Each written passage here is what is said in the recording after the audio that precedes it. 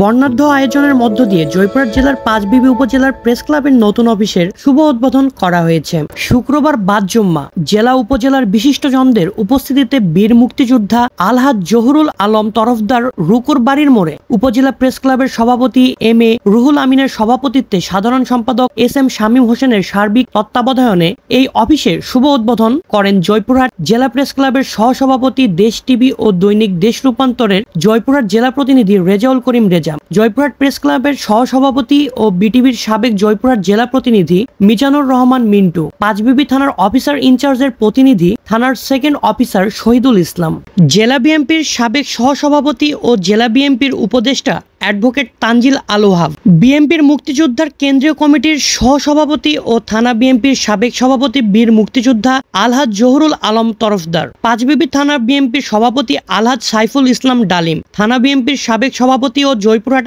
১ আসনের বিএনপির সম্ভাব্য প্রার্থী অধ্যক্ষ আব্দুল গফুর মণ্ডল। এছাড়াও উপজেলা প্রেস ক্লাবের সকল সাংবাদিক উপস্থিত ছিলেন। অফিস উদ্বোধন শেষে বিশিষ্ট সাংবাদিক মোহরম হাসানের রুহের মাগফিরাত কামনা এবং পাঁচবিবির সকল সাংবাদিকদের মঙ্গল কামনায় দোয়া ও মোনাজাত করা হয়। মাহফুজুর রহমান রিভু, সংবাদের পাতা, নিউজ ডেস্ক।